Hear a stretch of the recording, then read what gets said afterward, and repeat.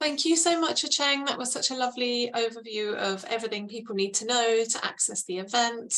And yeah, it's great to have all those amazing drawings. We do have Royston, who's one of the journalism artists in the group, who I think once we've got going, will be sharing the drawings that he's creating of this session and the one that follows it. So welcome, Royston, and thank you to you and Alex for the amazing drawings.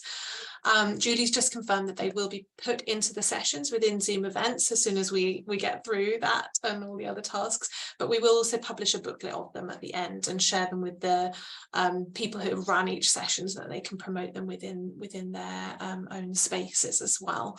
So with that, I will begin and kick us off with this quick, short half-hour session, What's Next for the Working Group's Task Forces and Initiatives. We're going to showcase some of the upcoming resources and initiatives from our groups in this session. Yesterday, we had a session to showcase our recently launched publications and projects, some of which have been launched just last week. So we wanted to see if you attended that session. We'd like to hear what you remember from it. So we'd love it if you would now join us in sharing something in the chat box. We've done this with you before, I think, so don't write it down. Do write it down, but don't hit enter until I say so. So you're writing something in the chat box, but you're holding off from hitting enter until I say so. This way, everyone's contribution will come all at once. So we wanted to know if you remember any of the names or areas of focus of the 8 sets of resources that we showcased yesterday. So this will either help to test out your memories if you were there, or if you weren't there, it will help for you to also get some awareness of those new excellent resources that we've just launched as the Alliance. So if you've all typed out anything you remember, I'm going to count down to either 3, 2, 1, and let's see what we get from the group. Enter. So someone's been very accurate. A compendium of resources for family and caregiving strengthening in humanitarian settings. Yes, that was the first one we launched. Someone was really paying attention. That was truly hot off the press, having been launched just the previous week. Suzanne has been a bit sneaky there, and she shared her own resource that she was there to showcase, but that's fantastic. So a variety of resources on working across sectors from the CPMS working group. We also launched the Child Protection Case Management Training Package, a mini guide series for child protection in outbreaks like COVID-19, Ebola, etc. What else did we have? A guidance note on qualitative assessment approaches for the protection of children with disabilities in humanitarian contexts, and then a number of resources on education and child protection linkages. We've got a guidance note, very in-depth resource on how to support this integrated work, as well as a specific paper on child labour and education in humanitarian settings. And I think that might be everything. Otherwise, colleagues who are in the room, feel free to supplement what I've said in the chat box. Okay, so and also just I have one other slide to let you know where you can access those resources. So if we move to the next slide, we'll also put the link in the chat box. So that was the session yesterday, hot off the press, but otherwise on our website, I've circled in red the resources page, drop-down page, where you can then see this tab with Alliance materials and various thematic hubs that you can go through to access more resources. Okay, so without further ado, I'd like to hand over to my colleague Chiara Ceriotti, I think I've got your name pronounced correctly there, who is the focal point of our prevention initiative. So over to you, Chiara. Thank you, Camilla.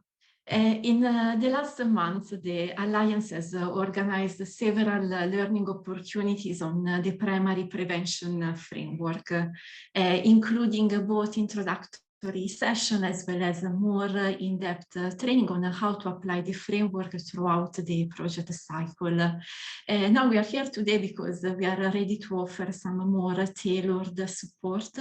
And so I would like to address this message to all those colleagues who are about to start, to plan, or to strengthen their prevention programs that addresses the root causes of harm to children, or also all those who might have gone through the Alliance Primary Prevention Framework and would like some assistance on how to use it. And so I have a question for you that you should see on your screen through a poll. And so if you were about to start your primary prevention program, what type of support you find most helpful?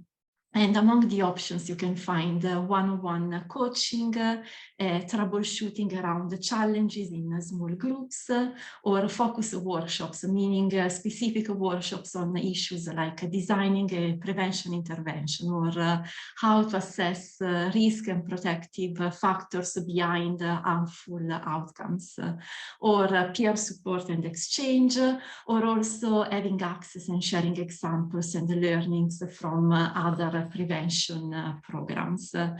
And if we can see the results on screen, and see like there are preferences across all the different options.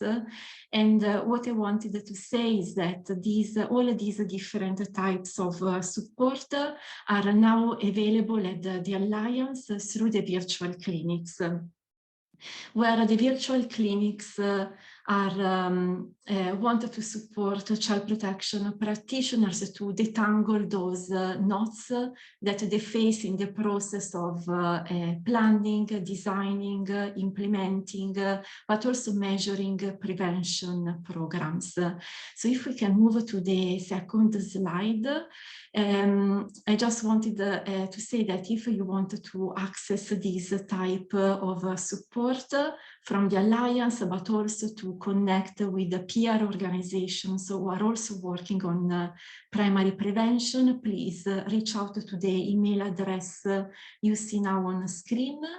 prevention@alliancecpha.org, and we will be happy to support.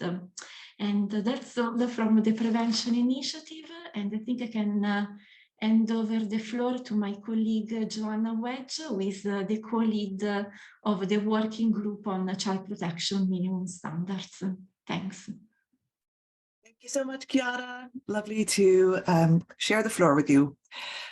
This is an update for members of the Alliance. If your organization is not a member, feel free to go and grab a cup of tea for a moment, or put on your favorite music really loud and dance around your office for the next 2 minutes, and then come back. If your organization is an Alliance member, please stay right here. In joining the Alliance, you committed to use the minimum standards for child protection in humanitarian action, the CPMS, to the best of your organization's ability. So that means making the standards part of your organization's strategies, policies, procedures, and practice. So how's that going? Do you know? Well, once a year, the whole Alliance membership is requested to take part in the CPMS self-assessment exercise. It's part of our efforts to hold ourselves accountable for our work.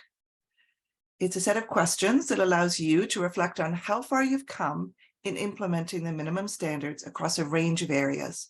For example, senior management buy-in, use of the CPMS in key human resources decisions, basing child protection program design and measurement on the CPMS, integrating the CPMS into non-humanitarian proposals, so non-child protection humanitarian proposals.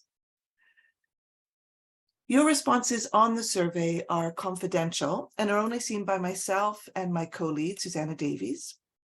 There is absolutely no rating or judgment involved. It's really up to you to decide where you are in your progress. Engaging in the exercise allows you as an organization to reflect on what's gone well and what hasn't, and feel motivated to improve. Now, the amount of time and energy this process takes is up to you. It's a questionnaire, and it can be as little as one manager just responding to the questionnaire, or you can involve as many levels of your organization, as many actors as you find useful. On completing the questionnaire, you start to see clear areas where you would like advice maybe, or guidance, and we would be happy to set up a call with organizations or to match you with another Alliance member who is facing similar challenges as they go about implementing the CPMS within their agency. So for organizations who've done the survey before, they found it helpful to plan future work and determine where to assign resources in the coming year. So to learn more, click on the link in the chat box or contact the CPMS working group. We're always happy to hear from Alliance members. Otherwise, please look out for the launch of the 2023 CPMS self-assessment exercise, which will take place in September. So right now, I'll pass the floor to my colleague, Sandra Mignon, who is coordinator of the CAFAG task force. And if you have any questions, please feel free to pop them in the chat box. Over to you, Sandra. Thank you, Joanna.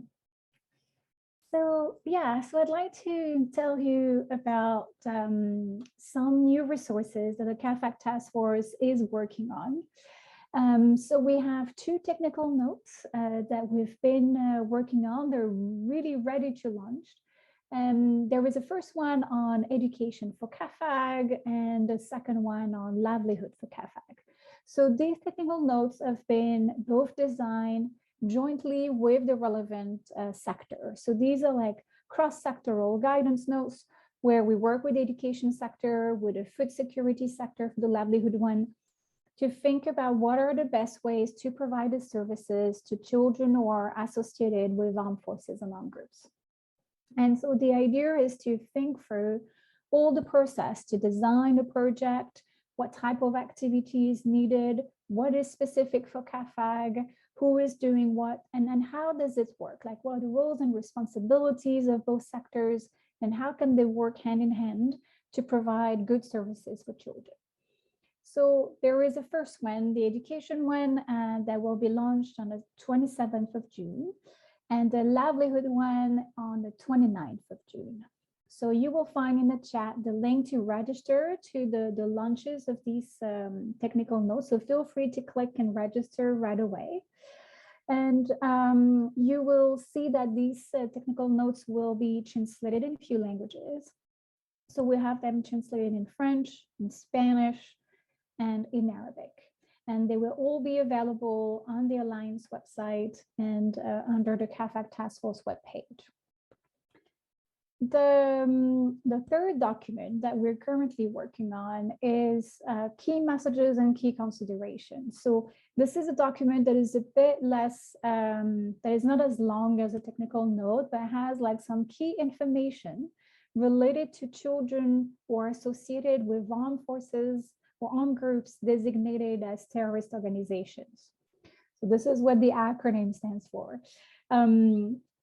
So these children often face very complex situations, legally, socially. There are a lot of implications when they are associated with these armed groups that are designated as terrorist organizations. And so with these key messages, the idea is to give some key elements to consider when you want to program with them. In terms of vocabulary, language, there are certain terms that we try to avoid using. There is some legal considerations, social considerations. So with this document, you're going to have like really a summary of the key things to remember. So this document is still in process of designing. It will be ready likely in next month. And then again, will be available on the CAFAG webpage of the Alliance. Thank you. And now I will pass it on to Katie Robertson, who is the co-lead of the Learning and Development Working Group. Thank you, Sandra. Yes, so hi everybody. I'm here on behalf of Eleanor Giannini and myself as the 2 co-leads of the Learning and Development Working Group. And we have some really exciting developments coming for L&D. So we've made a short video just to introduce those to you. So if we could play the video.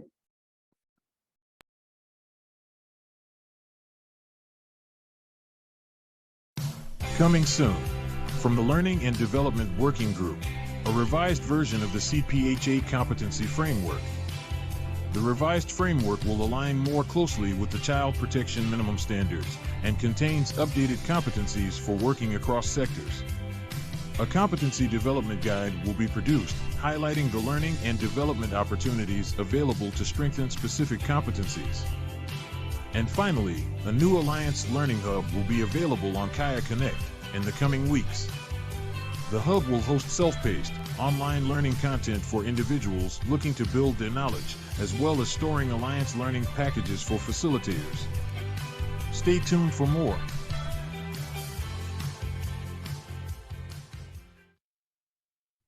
Thank you so much. So we will share more updates on when these things are ready on the Alliance website and through the CPHA Community of Practice, but do keep an eye out. Thanks, everybody. And Camilla, I think back to you. Fantastic. Thank you so much, Chiara, Joanna, Sandra, and Katie. I think what this tells us, if we just bring this slide down for a minute, I just wanted to say a few other things before we move to that one. I think what this tells us is that we've got some exciting new initiatives in the pipeline from working groups, task forces and initiatives that you can get involved in by joining the group. So you can either become a member of the Alliance and participate in the self-assessment that Joanna mentioned, or if you're an organisation or an individual, you can become a member of a working group or task force and participate in some of these activities. And you might even meet Bruce Springsteen, who I just heard is in the Learning and Development Working Group, and did a voiceover for that amazing video. But also to say that this isn't the sum total of everything people are planning to do. We have ambitious work plans for each of our working groups and task forces, and they have just been published on our website. The link's going to be popped in the chat box. And they run up until 2025. So you can take a look, you can see what the group's planning to be involved in before deciding if you want to join the group. And of course, if you're a donor on the call or listening again, you can think about funding some of those activities too. Also, if you don't feel you've got the bandwidth to join the group, you may want to read the newsletter of the Alliance, where we showcase our recent work and our upcoming work, and sometimes have opportunities as well. So there'll also be a link to subscribe to the newsletter in the chat box. You can also scroll to the very bottom on the website and see our social media channels, and follow those if that's how you prefer to get your information. So yeah, before you jump off, we wanted to quickly showcase the longer sessions we've got coming up from the working groups and task forces. And we'll also share a quick feedback poll, I believe, in the chat box as well, just to hear your quick rating of this mini session and see if it's the kind of thing that you enjoy joining. But if we can bring that slide back up, I will showcase a little bit what's coming up next. So now we are going to dive deeper with the working groups, task forces and initiatives. I imagine some of you who are feeling very hot today might want to join this young man in diving into the sea, but stay right here and join one of these sessions. So you can either stay in this room and join the Child Protection Minimum Standards Working Group for a session on healthy children, our protected children, looking at collaboration between the health and the child protection sectors. Or if you prefer, you can hop back into the Zoom events lobby and find your way to session 14.2 from the Prevention Initiative, which is an update on their work and some of the things that Chiara just showcased, or session 14.3 from the Child Labour Task Force, where you'll be hearing a little bit more from that group, some of the members' initiatives, and again, how to get a bit more involved in that group's work. So with that, I think we're giving you a short 5-10 minute break while we prepare for those other sessions. So either stay in here for 14.1 or head back to the Zoom events platform to find the links for the other two, 14.2 or 14.3. Okay, and thank you everybody for joining us.